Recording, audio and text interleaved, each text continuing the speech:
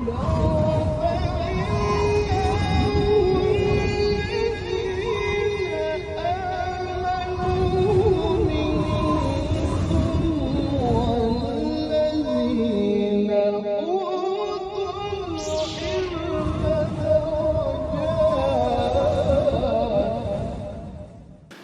billahi minasyaitonir rajim. Bismillahirrahmanirrahim.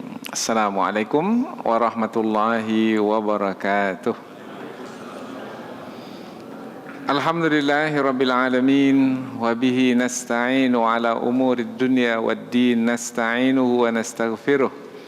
Wa na'udzu billahi min shururi anfusina wa min sayyiati a'malina. فمن يهد الله فلا مضل له ومن يضلل فلا هادي له أشهد أن لا إله إلا الله وحده لا شريك له وأشهد أن محمدا عبده ورسوله لا نبي بعده أما بعد. Puji syukur kehadirat Allah Subhanahu wa taala yang masih melimpahkan rahmat dan nikmatnya. Kita bersyukur dengan mengucapkan alhamdulillahirabbil alamin. Kemudian tidak lupa pula bersalawat kepada Rasulullah dengan mengucapkan Allahumma salli ala Sayyidina Muhammad wa ala ali Sayyidina Muhammad. Dan bersalam kepada Rasulullah dengan ucapan Assalamu alayka ya Rasulullah. Alhamdulillah kita dapat kembali meneruskan pengajian tafsir ayat-ayat suci Al-Quran yang insyaAllah kita akan teruskan kepada ayat yang ke-45 dari surah Al-Furqan hingga ke ayat yang ke-50.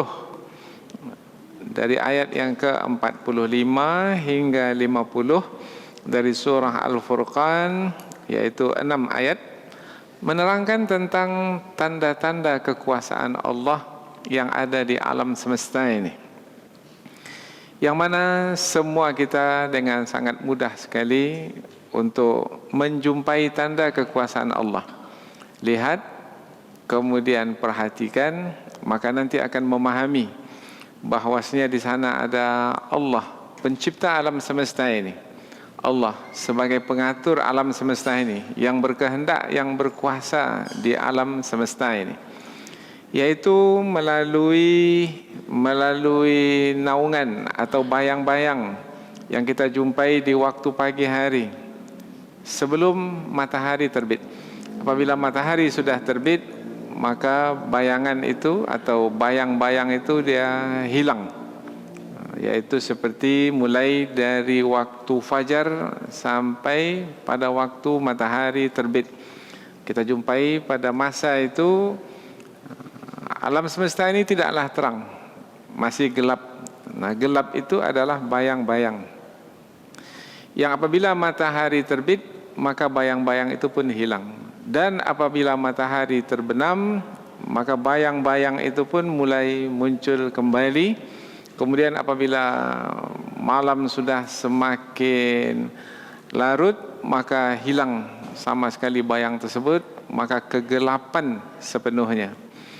Maka bayang-bayang yang muncul sebelum matahari terbit itu adalah tanda dari tanda-tanda kekuasaan Allah. Kemudian juga di antara tanda kekuasaan Allah adalah malam dan siang. Adanya malam, yaitu gelap gulita, kemudian manusia beristirahat di malam hari.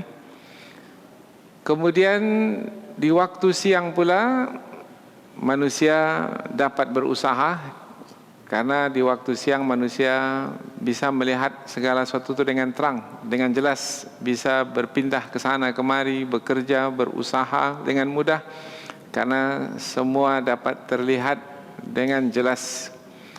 Malam ketika matahari tenggelam, siang ketika matahari terbit. Malam dan siang itu adalah tanda kekuasaan Allah yang Allah pergantikan terus hingga hari kiamat. Kemudian di antara tanda kekuasaan Allah juga adalah angin sebelum hujan tiba. Angin itu adalah tanda kekuasaan Allah karena menolak atau mendorong awan. Kemudian sampai di tempat tertentu, awan itu pun turun berupa hujan. Kemudian hujan itu adalah tanda kekuasaan Allah, yang dengan hujan itu tumbuhlah tanam-tanaman di bumi. Jadi ada beberapa tanda kekuasaan Allah yang bisa kita lihat dengan mata kepala kita, yaitu bayang-bayang dan juga matahari, malam dan juga siang, kemudian juga angin yang mendorong awan, kemudian hujan yang diturunkan. Kesemua yang kita lihat itu mendatangkan manfaat. Maka semestinya apabila kita memperhatikan tanda kekuasaan Allah yang kita sadari betul manfaatnya, manfaat dari bayang-bayang tak begitu panas di awal siang, kemudian matahari yang panas itu pun juga ada manfaatnya, yaitu dengan matahari yang panas terik itu maka tanam-tanaman tumbuh, manusia juga, hewan, binatang ternak juga memerlukan sinar matahari tersebut. Ada manfaatnya bagi manusia. Malam yang tenang, yang gelap gulita, ada manfaatnya bagi manusia. Siang yang terang benderang, ada manfaatnya bagi manusia. Angin, ada manfaatnya bagi manusia. Hujan, ada manfaatnya bagi manusia. Apabila manusia merasakan manfaat dari kesemua ciptaan Allah tersebut, yang membuktikan keberadaan Allah Subhanahu wa taala yang menciptakan dan mengaturnya, maka semestinya manusia tidak boleh pernah lupa atau lalai dari mengingat Allah Subhanahu wa taala. Apabila kita mendapatkannya, maka kita bersyukur, dan apabila tidak mendapatkannya, karena boleh jadi Allah Subhanahu wa taala umpamanya hujan yang kita perlukan untuk kehidupan Allah tahan sehingga berlakulah kemarau panjang, maka binatang ternak mati, kemudian tanam-tanaman tidak tumbuh. Kita pun juga merasakan kesusahan dengan kemarau panjang, maka ketika itu tetap juga mengingat Allah, karena pada masa itu Allah menahan rahmatnya. Dan tidak ada yang akan menurunkan rahmat itu kecuali Allah Subhanahu wa taala. Maka manusia mestilah kembali kepada Allah, memohon kepada Allah, berserah diri kepada Allah Subhanahu wa taala, sehingga dengan demikian melalui tanda-tanda kekuasaan Allah, yaitu berupa ciptaan-ciptaan yang kita saksikan siang dan malam, dengan harapan apabila kita memahami Allah Subhanahu wa taala melalui tanda-tanda kekuasaan yang ada di alam semesta ini, membuat kita tidak pernah lupa mengingat Allah Subhanahu wa taala. Semakin dekat dengan Allah, semakin bersama dengan Allah Subhanahu wa taala. Apabila sudah beriman, semakin bertambah keimanan kepada Allah. Apabila sudah yakin, semakin teguh keyakinan kepada Allah. Dan apabila belum beriman, inilah dia waktunya untuk beriman kepada Allah, karena tidak akan mungkin di sana selain Allah yang mampu untuk melakukannya. Ada yang mampu menerbitkan matahari dan menenggelamkan matahari? Tidak. Karena pernah dahulu Nabi Ibrahim alaihi salam berdebat dengan raja yang kononnya raja itu mengaku dia sebagai Tuhan, menghidupkan dan mematikan. Menghidupkan itu membiarkan hidup, dan mematikan itu membunuh. Maka Nabi Ibrahim memindahkan diskusi itu kepada yang lebih mudah untuk difahami dan lebih mudah untuk mengalahkan orang yang kafir itu, yaitu dengan mengatakan Tuhan yang sebenarnya Tuhan adalah yang menerbitkan matahari dari timur dan menenggelamkannya di barat. Kalau kamu, wahai Namrud, adalah Tuhan, maka terbitkanlah matahari dari barat dan terbenamkanlah matahari dari timur. Buat yang tidak dibuat oleh Allah Subhanahu wa taala, yang bertentangan dengan yang Allah buat. Maka terdiamlah ketika itu orang yang kafir itu. Fabuhital ladzi kafar. Maka terdiamlah, karena tidak akan punya alasan lagi untuk membantah. Demikian terangnya, demikian jelasnya tanda kekuasaan Allah yang ada di alam semesta ini, maka sebenarnya tidak ada alasan bagi manusia yang kafir itu tetap senantiasa dalam kekufurannya atau hanyut tenggelam di dalam kekufurannya, karena tanda kekuasaan Allah ada di mana-mana dan jelas siang dan malam, setiap saat dimanapun berada, tanda kekuasaan Allah itu jelas sekali. Jadi beberapa ayat yang akan kita pelajari ini adalah menerangkan tanda-tanda kekuasaan Allah yang semestinya membuat manusia bertambah keimanan kepada Allah, atau yang kafir menjadi beriman kepada Allah Subhanahu wa taala. Maka apabila berlaku juga kekufuran dari manusia, maka yang dipersalahkan bukanlah Allah Subhanahu wa taala atau Rasul, karena Allah melalui firman-Nya telah membuka mata dan akal manusia untuk mengenalnya.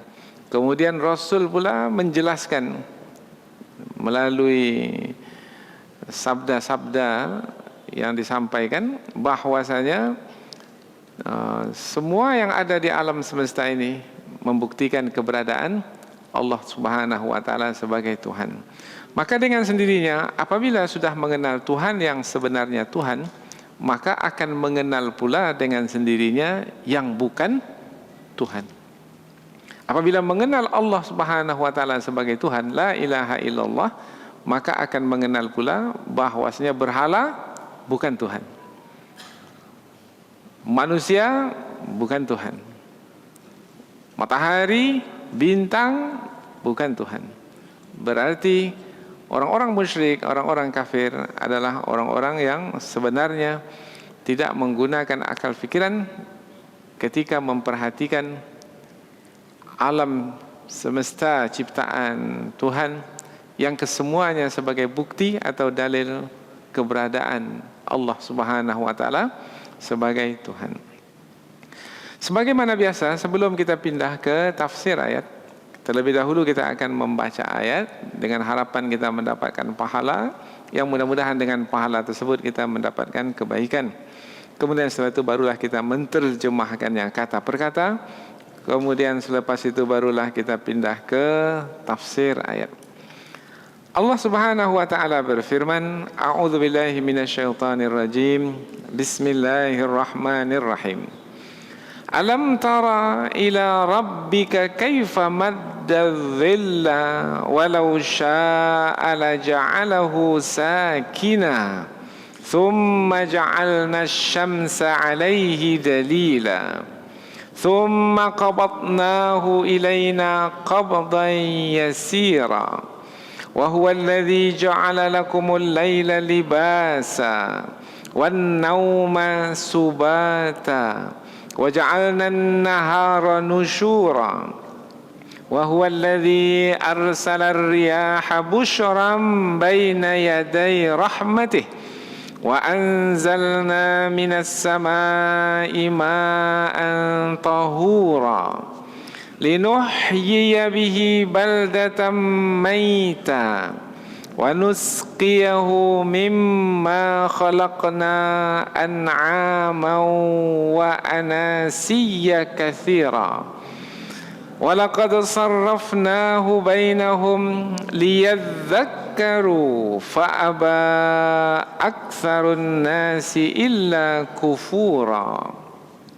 Allah Subhanahu wa taala berfirman, Alam tara, tidakkah kamu memperhatikan? Kamu di sini Nabi Muhammad. Allah berfirman kepada Nabi Muhammad, wahai Muhammad, tidakkah kamu memperhatikan? Ila, kepada Rabbika, Tuhanmu, kepada Tuhanmu, maksudnya adalah kepada tanda kekuasaan Tuhanmu. Karena ayat berikutnya menjelaskan nanti bahwasanya yang dimasukkan adalah alam semesta ini yang dijadikan sebagai tanda kekuasaan Allah yang mesti diperhatikan. Kaifa, bagaimana, madda, Allah memanjangkan, al-dhilla, bayang-bayang, walau dan kalaulah, sya'a, Allah menghendaki, la ja'alahu, Allah menjadikan bayang-bayang itu sakinan, tetap tak berubah atau tidak hilang. Thumma, kemudian, ja'alna, kami menjadikan asyamsa, matahari, alaihi, atas bayang-bayang tersebut, dalila, sebagai dalil atau sebagai petunjuk atau sebagai bukti.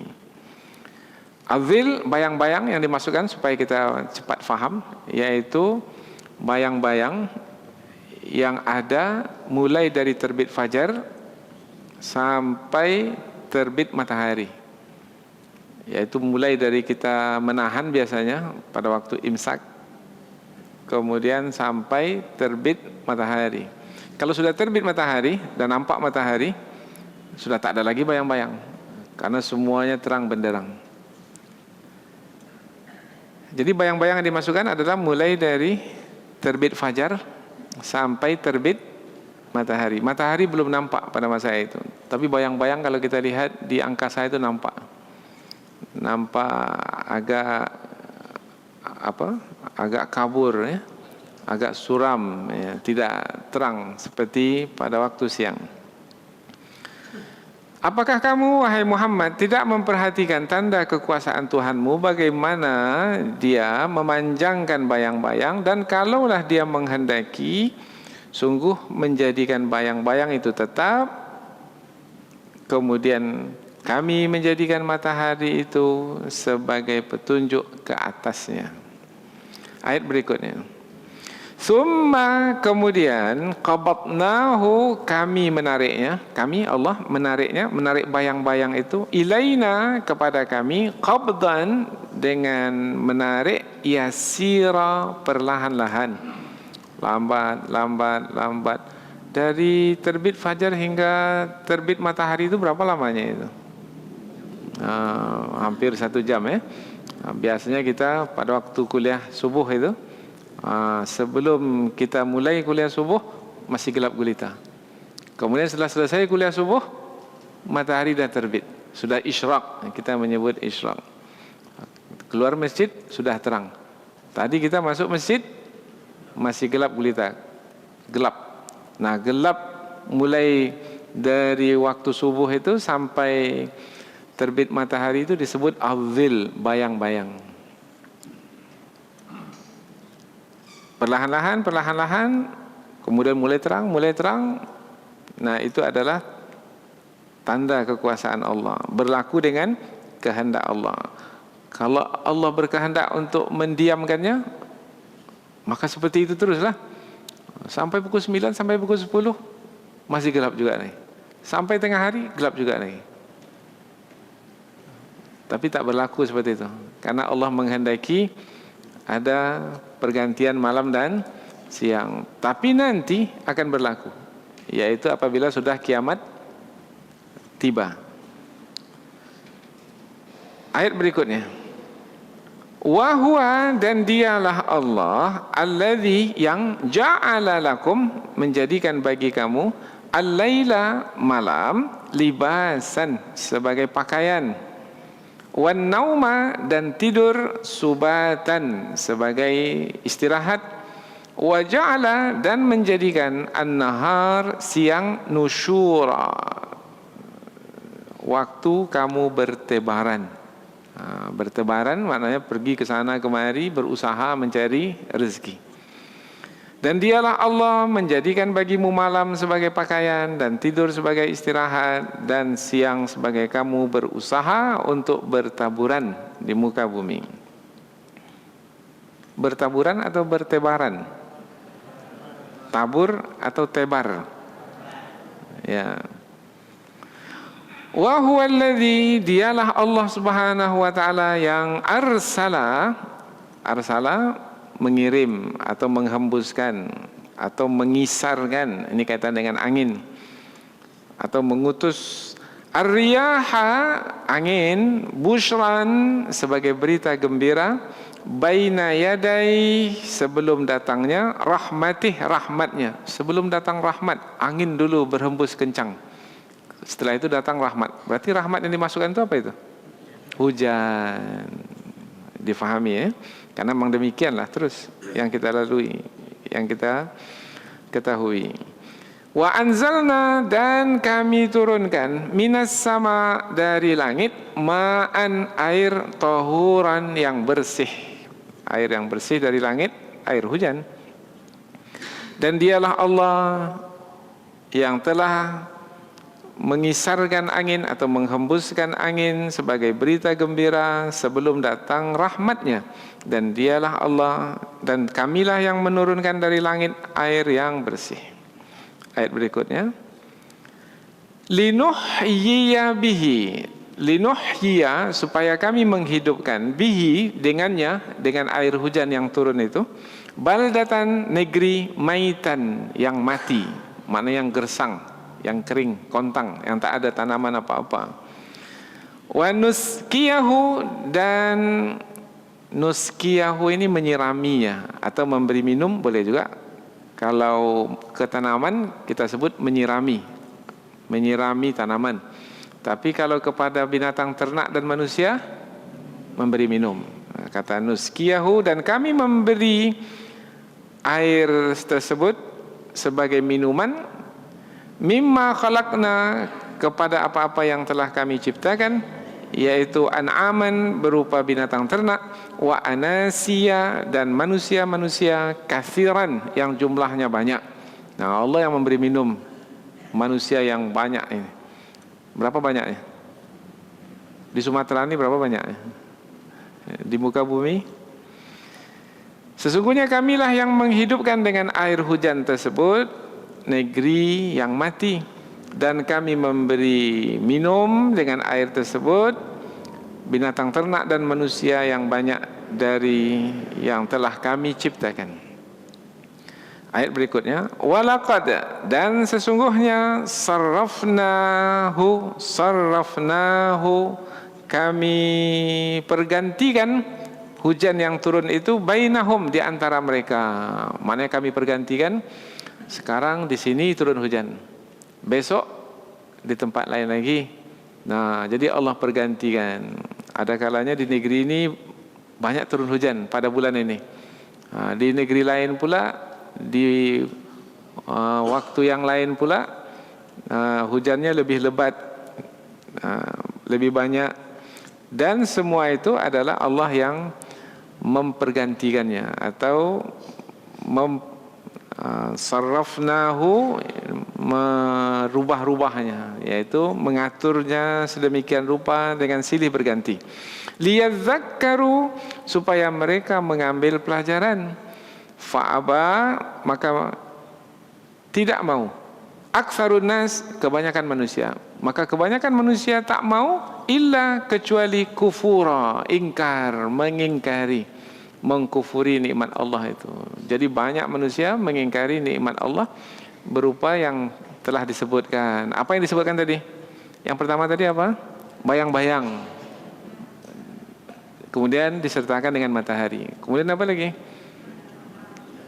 Malam dan siang. Kemudian disertai dengan tidur. Kemudian apa lagi? Angin dan hujan. Angin dan hujan. Nah, ini semua kita saksikan, kita bisa lihat, kita bisa ketahui dengan mudah. Yang kesemua itu adalah tanda-tanda kekuasaan Allah. Semestinya dari tanda-tanda kekuasaan Allah yang kita perhatikan itu, yang bermanfaat bagi kehidupan manusia, mestinya manusia bersyukur kepada Allah Subhanahu wa taala. Tetapi kebanyakan manusia di penghujung ayat 50 kufur kepada Allah, mengingkari nikmat Allah. Na'udzubillah min dzalik. Kita berlindung kepada Allah, mudah-mudahan kita tidak termasuk ke dalam orang yang mengkufuri nikmat Allah Subhanahu wa taala. Inilah 6 ayat yang akan kita pelajari insyaallah dalam pertemuan ini. Selanjutnya kita pindah ke tafsir ayat, yaitu penjelasan yang lebih panjang dari ayat, dengan harapan kita semakin dekat dengan kandungan ayat, sehingga apabila kita bawa ke dalam kehidupan yang kita lalui sehari-hari akan lebih terasa nanti. Yaitu besok umpamanya ketika matahari belum terbit lagi, kita merasakan masih gelap gulita. Ingatlah, itu adalah tanda kekuasaan Allah Subhanahu Wa Taala. Kalau Allah membuat keadaan dalam keadaan gelap gulita saja selama-lamanya, bagaimana nasib kita kira-kira? Tak bisa kita bekerja. Begitulah manfaat yang kita dapatkan, yang mungkin karena setiap hari kita lalui seperti itu, akhirnya kita lalai dari mengingat Allah. Mestinya bersyukur, alhamdulillah asbahna wa asbahal mulku lillah. Ada sampai kita ke pagi hari ini, pada waktu subuh ini masih ada bayang-bayang karena matahari masih belum terbit.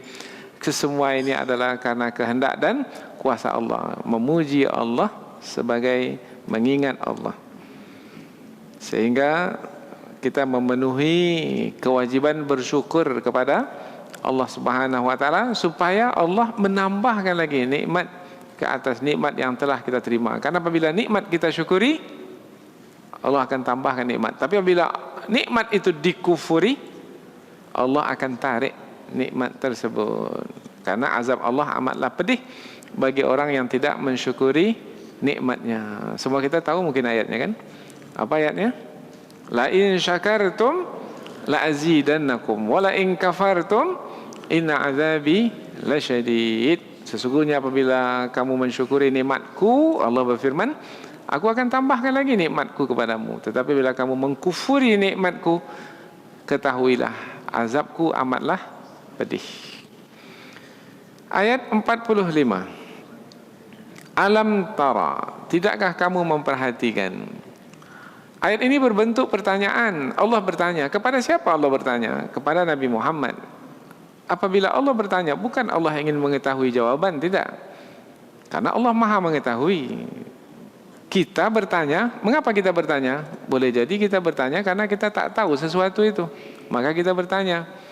Apabila kita tidak mengetahui kemudian kita bertanya, bermakna kita memerlukan jawaban, maka kita menanti jawaban dari orang yang kita tanya. Tetapi bila Allah bertanya, Allah bukan mau menanti jawaban karena Allah Maha tahu. Jadi bentuk pertanyaan dalam ayat ini sebenarnya adalah untuk litakrir, untuk mengokohkan lagi penyampaian. Nah, jadi di antara uslub atau gaya bahasa Al-Quran itu adalah ketika Allah berfirman, Allah menggunakan bentuk pertanyaan, tujuannya untuk mengokohkan.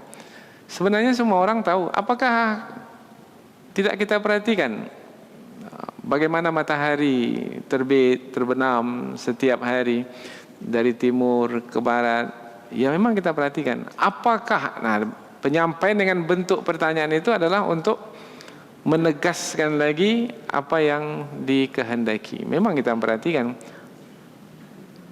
Apakah tak melihat bagaimana manusia pada hari ini mulai kembali kepada kebenaran? Memang kita lihat, apakah itu bukan untuk dijawab, karena memang manusia sudah melihat sekarang ini mulai manusia kembali kepada kebenaran. Manusia sudah letih, sudah penat di dalam kekufuran, yang mereka mengharapkan dengan harta benda, kemewahan dunia itu boleh menyenangkan, boleh membahagiakan, rupanya tidak.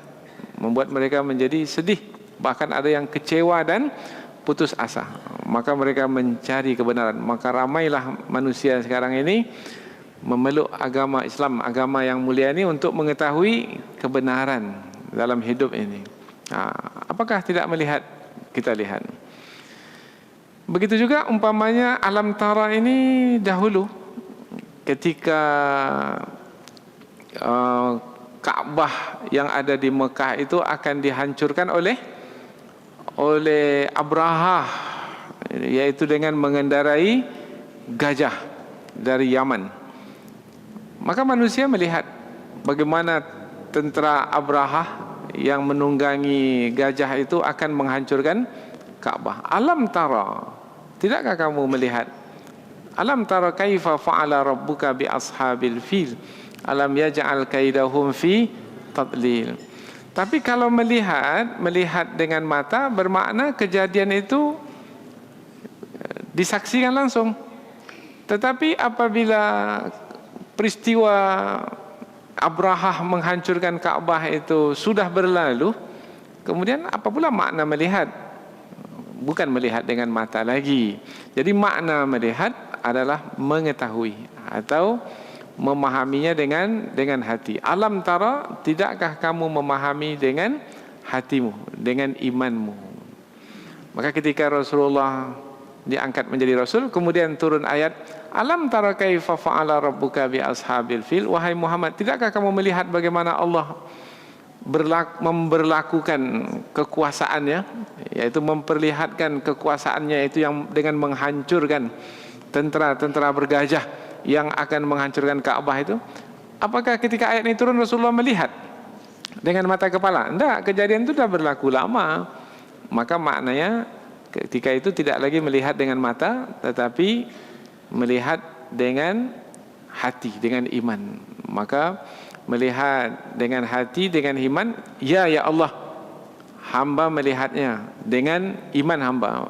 Karena cerita itu dari mulut ke mulut masyhur, tidak ada yang mengingkarinya, bahwasanya peristiwa itu berlaku, bahwasanya tentara bergajah itu dilempari oleh burung-burung kecil dengan batu yang dibawa dari neraka. Kemudian tentara bergajah itu mati, hancur seperti daun dimakan ulat, ka'asfim makul. Cerita itu masyhur dari mulut ke mulut. Nah, apakah memperhatikan dengan mata lagi? Tidak, tetapi dengan iman yang ada dalam hati. Begitu juga ayat ini. Alam tara, tidakkah kamu melihat dengan mata? Ya, kalau berkaitan dengan tanda kekuasaan Allah yang bisa dilihat dengan mata. Tetapi dengan hati, ia juga apabila melihat dengan iman dalam hati, bagaimana Allah menciptakan dan mengatur alam semesta ini. Tidakkah kamu melihat? Boleh. Memperhatikan? Boleh. Tidakkah kamu mengetahui? Boleh.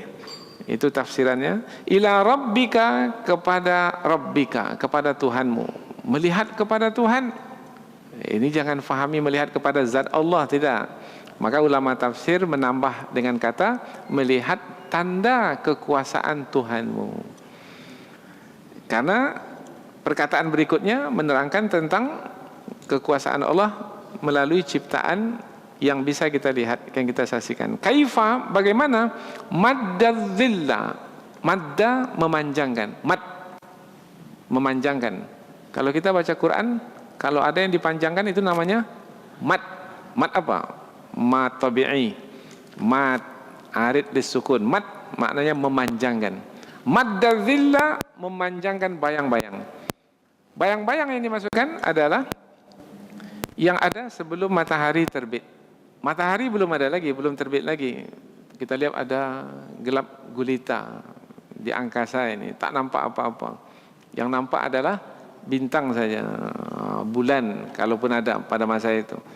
Nah, gelap yang seperti itu disebut bayang-bayang. Kemudian matahari mulai terbit. Nah, memanjangkan bayang-bayang maknanya ada masa yang cukup lama antara terbit fajar hingga terbit matahari. Dan itu adalah masa yang sangat segar sekali.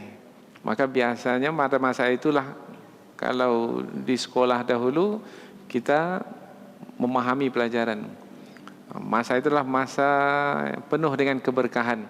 Burika hadhil ummah fi bukuriha, diberkahi umat ini adalah apabila umat ini memanfaatkan masa itu, yaitu masa antara terbit fajar hingga terbit matahari.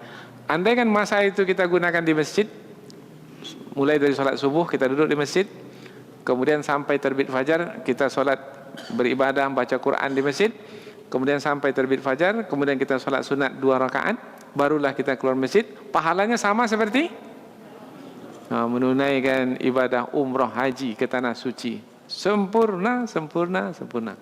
Begitulah keberkahan masa antara terbit fajar hingga terbit matahari.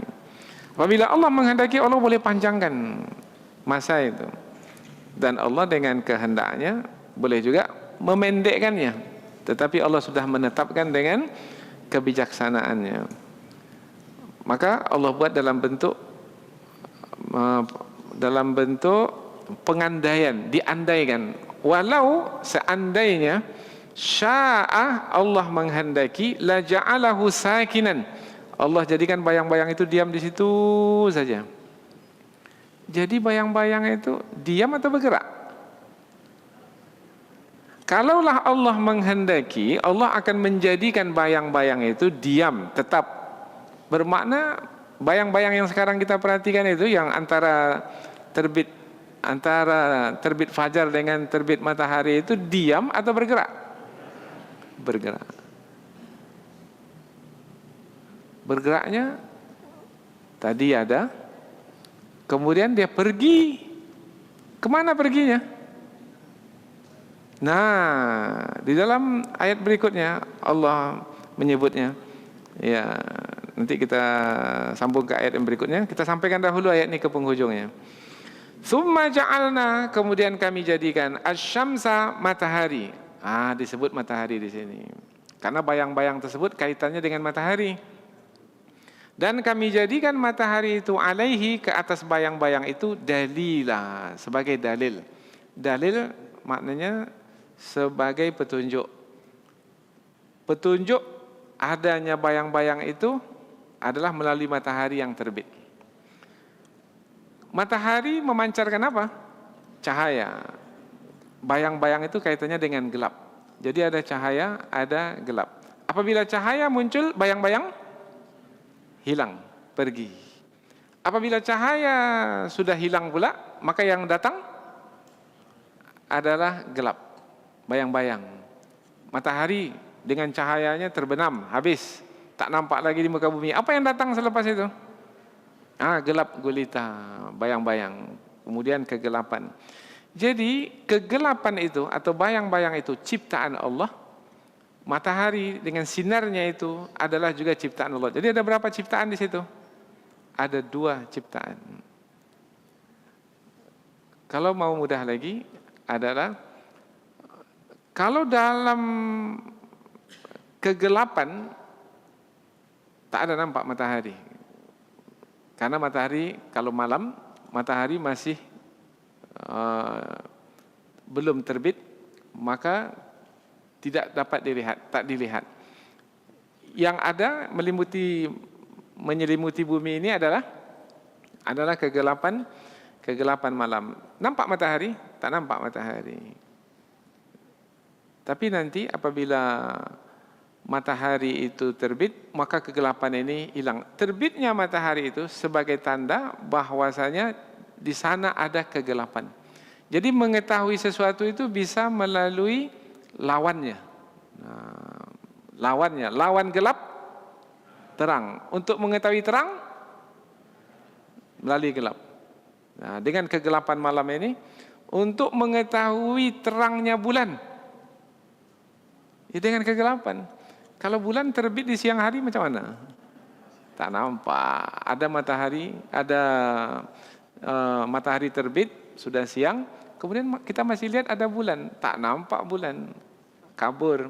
Tapi kalau malam hari gelap gulita, kemudian bulan itu bercahaya, bulan purnama, macam mana? Terlihat terang. Jadi dapat melihat kegelapan malam dengan tidak adanya cahaya, hilang kegelapan malam dengan adanya cahaya, karena dia berlawanan. Apabila matahari sudah terbit, maka hilanglah kegelapan malam. Sama juga, kita ada perkataan yang bisa kita dengar, tapi ada perkataan yang tidak bisa kita dengar. Ada 2 perkataan. Perkataan yang mana yang tak bisa didengar oleh manusia? Perkataan hati. Hati itu berkata-kata juga tidak? Berkata-kata juga. Berkata-kata. Ini sekarang saya sedang berkata-kata. Dengar tidak perkataan hati saya? Tidak. Kapan baru perkataan yang dalam hati itu bisa didengar? Kalau diucapkan di mulut.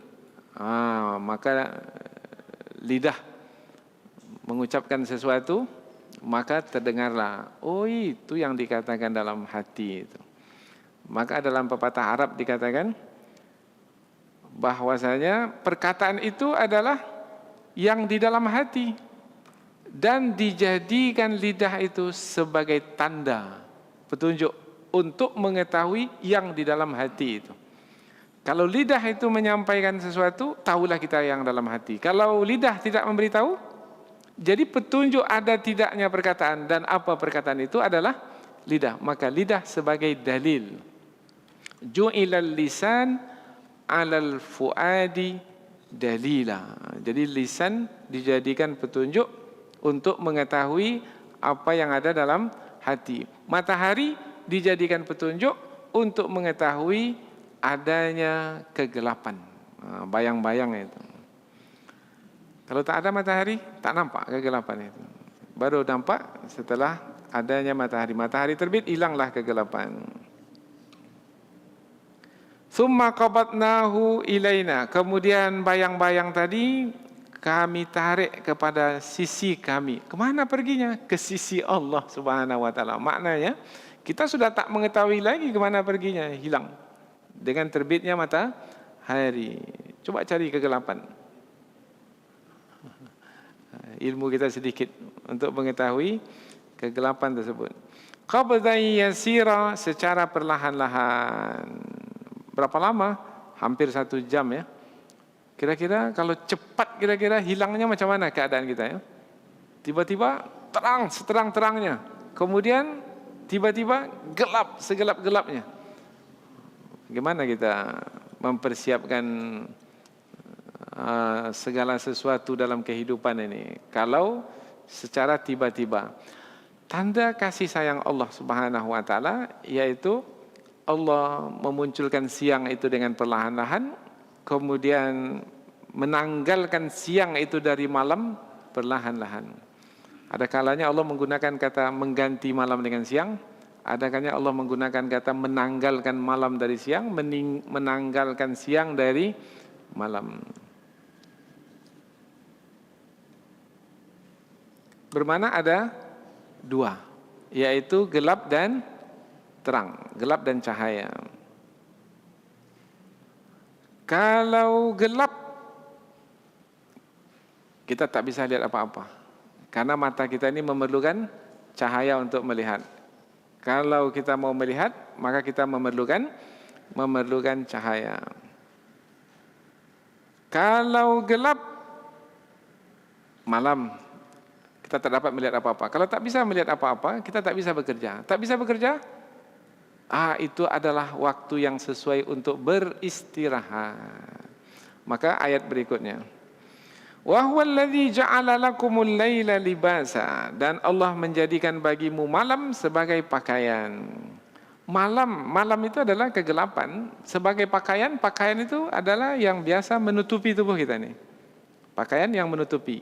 Maka disebut malam sebagai pakaian. Malam itu menutupi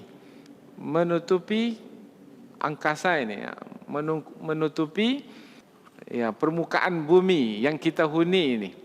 Nah, yang sekarang ini kita ini di sini sekarang malam mamanya. Maka malam itu menutupi muka bumi ini. Apabila tidak ada cahaya bulan, tidak ada cahaya lampu, maka bagaimana keadaan kita? Kita tak dapat melihat apa-apa. Kalau tidak dapat melihat apa-apa, untuk apa? Maka kita gunakanlah malam yang kita tidak bisa melihat apa-apa, tidak bisa untuk berusaha untuk istirahat. Andaikan kalau tidak ada malam, bagaimana manusia? Manusia akan bekerja terus. Mungkin petani yang di sawah itu tak pulang-pulang agaknya. Dia mau mencangkul saja. Tapi bagaimana nasib manusia kalau manusia bekerja terus? Akan mendapatkan kemudaratan. Akan penat, sakit, mati. Allah Subhanahu wa taala membangun kehidupan, yaitu dengan menetapkan malam sebagai istirahat. Wan nauma subata. Nah, di malam hari itu Allah berikan pula satu nikmat untuk beristirahat, yaitu dengan tidur. Tidur, ditariknya ruh dari badan, kemudian manusia tidak beraktivitas, semuanya berhenti. Digunakan kata subata. Subata itu Sabtu, hari Sabtu. Ada hari Jumat, ada hari Sabtu. Hari Sabtu itu adalah hari yang ada hari Ahad. Ahad ada pertama, kemudian Senin, kemudian Selasa, kemudian Rabu, kemudian Kamis, kemudian Jumat, kemudian Sabtu. Allah menciptakan alam semesta ini dalam berapa hari? 6 hari. 6 hari. Hari yang ketujuh itu tak ada lagi penciptaan. Hari ketika tak ada lagi penciptaan namanya hari Sabtu, Sabat.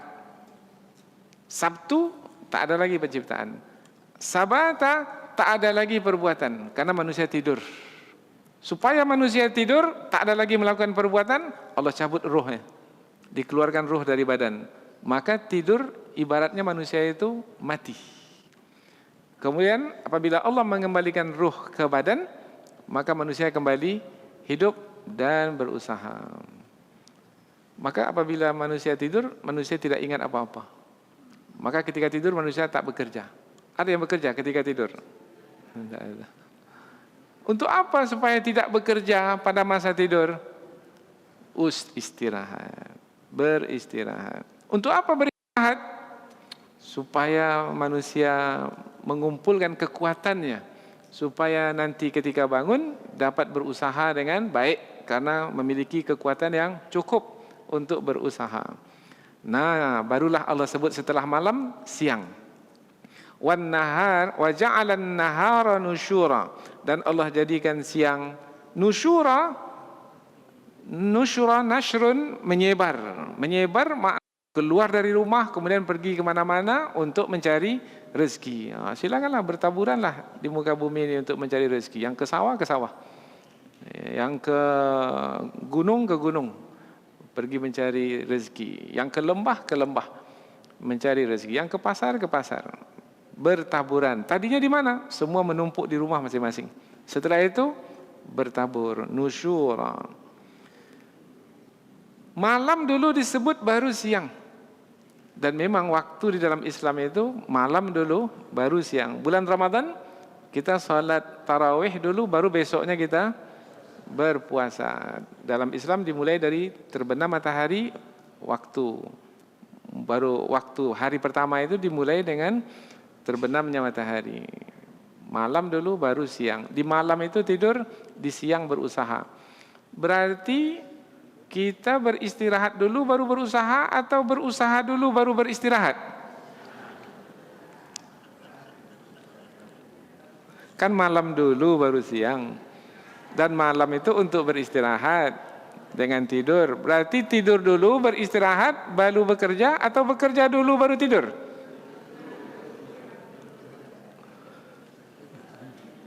Beristirahat dulu baru bekerja. Besok ni mau bekerja. Apa pekerjaan kita? Kalau pekerjaan kita berat besok, maka banyaklah istirahat malam ini. Siapkan kekuatan banyak supaya kita berhasil dalam bekerja besok. Seberat apapun pekerjaan akan dapat kita jalani dengan baik, akan dapat kita lakukan dengan baik kalau istirahat kita cukup. Kalau istirahat tak cukup, istirahat sedikit, maka belum lagi puas, badan masih letih, kemudian sudah bangun, kerjanya berat sepanjang hari, mungkin akan dapat berhasil menjalankan pekerjaan dengan baik? Nah, maka istirahat dulu baru bekerja. Tapi yang banyak difahami itu bekerja dulu baru istirahat. Nah, ini mungkin perlu dirubah juga cara fikir kita tentang hidup yang kita lalui sehari-hari. Malam dan siang. Kemudian berikutnya lagi, wa huwallazi arsala ar-riyaha busyran baina yaday rahmatih. Dialah Allah Subhanahu wa taala yang mengirimkan atau menghembuskan angin sebagai berita gembira. Berita gembira. Kalau disebut berita bermakna sesuatu yang dikhabarkan. Gembira membuat yang dengan kabar tersebut menjadi gembira. Berita gembira. Boleh jadi yang diberitakan itu belum berlaku lagi, tapi sudah membuat kita gembira. Umpamanya angin sudah ditiupkan, tapi angin itu karena sebagai berita gembira sudah membuat kita gembira.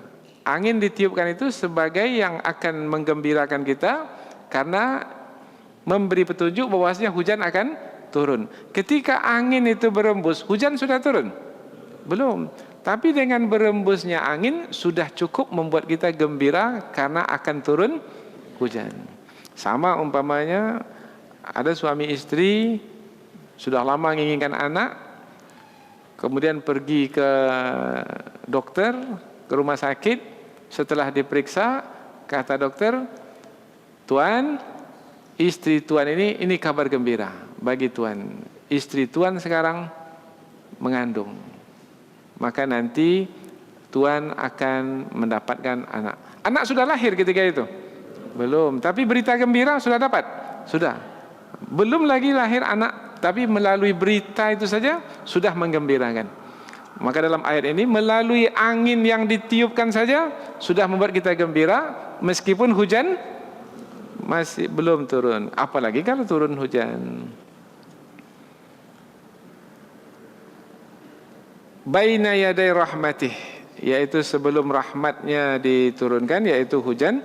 Wa anzalna minas sama'i ma'an tahura, dan kami menurunkan dari langit air yang bersih. Turun dari langit atau turun dari arah langit? Air hujan itu meleleh dari langit itu betul dia turun, atau dari arah langit? Nah, kalau dari arah langit bermakna ada awan di bawah langit, kemudian awan itu bergumpal, kemudian sampai masanya turunlah air hujan. Dari langit atau dari arah langit? Dari arah langit. Kemudian kami menurunkan dari langit air. Ketika difahamilah dari arah langit bermakna dari atas, air yang bersih. Ma'an tahur, air yang bersih.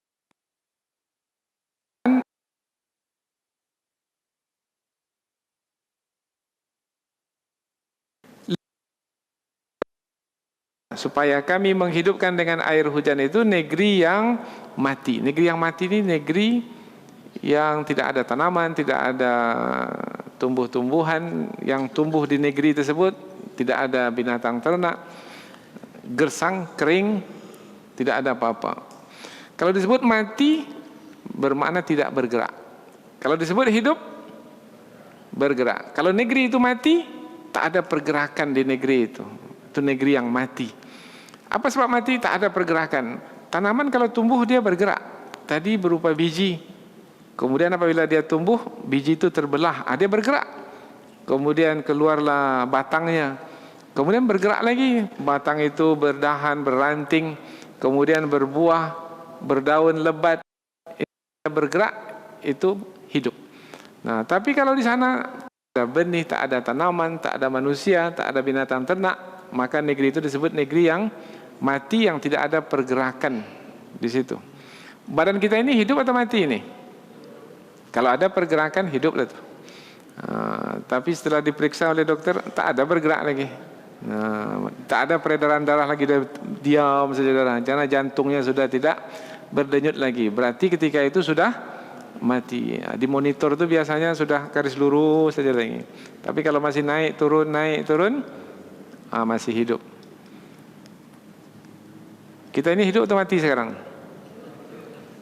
Boleh jadi badan hidup, badan itu bergerak, tapi boleh jadi hati seseorang itu mati. Tak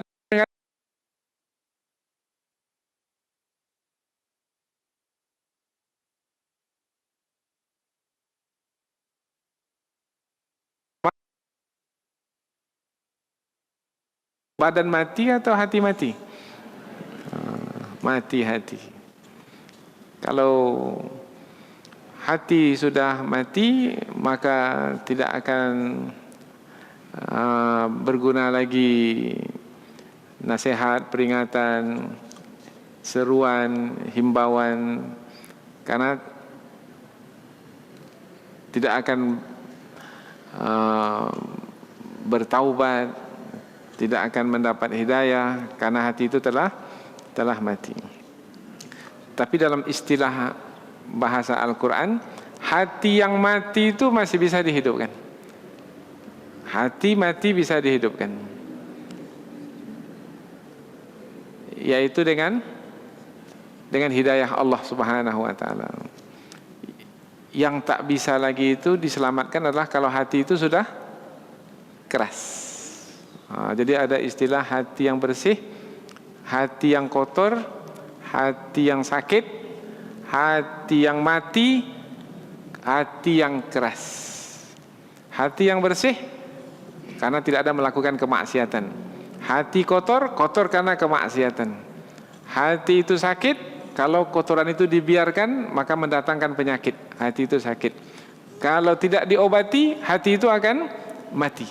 Kalau sudah mati, tak dihidupkan, hati itu akan keras seperti batu. Wa nusqiyahu mimma khalaqna an'ama wa anasiya katsira, dan kami memberi minum kepada binatang ternak dan manusia yang banyak dari apa-apa yang telah kami ciptakan. Jadi yang memberi minum kita ini Allah sebenarnya. Yang memberi minum binatang ternak itu adalah Allah melalui air hujan yang diturunkan.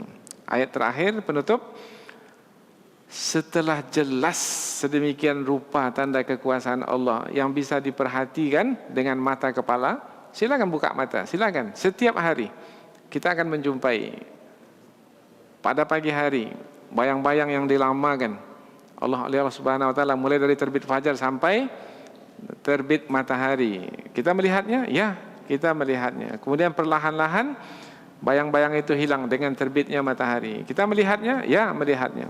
Malam hari kita melihat malam yang gelap gulita. Yang gelap itu seperti pakaian? Ya.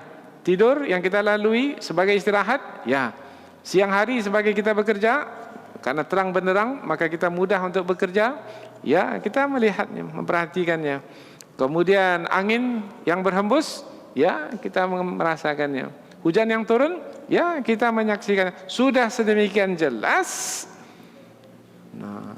Tidak juga beriman kepada Allah yang menciptakan dan mengaturnya, maka betul-betullah manusia itu walaqad sarrafna bainahum, dan sesungguhnya kami telah mempergantikan di antara mereka tempat turun hujan itu, liyadzakkaru, supaya mereka mengambil pelajaran. Fa'aba, tidak mau aktsarun nas, kebanyakan manusia, illa kufura, kecuali kafir, mengingkari. Sebenarnya kata kafir itu bukan mengingkari, sebenarnya dalam bahasa kita kata kafir adalah menutupi. Jelas keberadaan Allah itu, jelas, tetapi keberadaan Allah itu ditutupi. Bukan menghilangkan keberadaan Allah, tidak. Allah tak bisa dihilangkan. Apa yang dilakukan oleh manusia adalah menutupi keberadaan Allah. Allah yang menurunkan hujan, tapi mereka mengatakan bukan. Ini yang menurunkan hujan ini adalah bintang.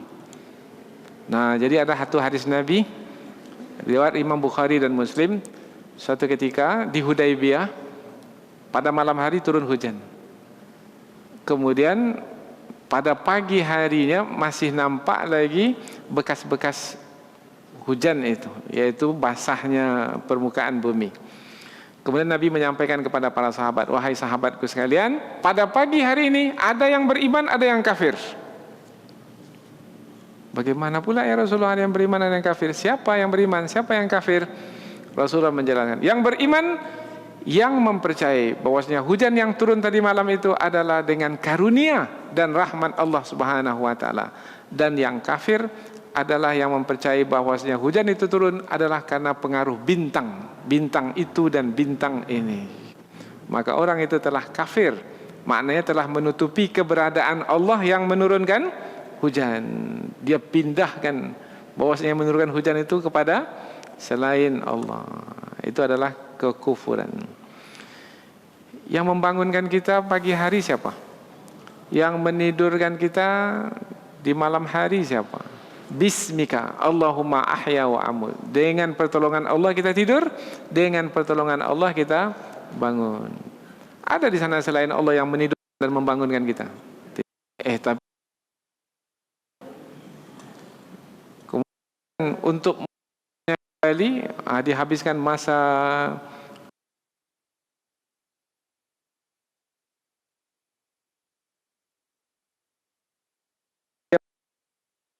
tetapi yang menetapkan dengan kehendaknya, yang menetapkan dengan dan memberlakukannya adalah Allah Subhanahu wa taala dengan kehendak dan kuasanya. Mudah-mudahan insya-Allah melalui tanda-tanda kekuasaan Allah yang ada di hadapan kita menambahkan lagi keimanan kita kepada keberadaan Allah yang setiap sebenarnya bersama kita.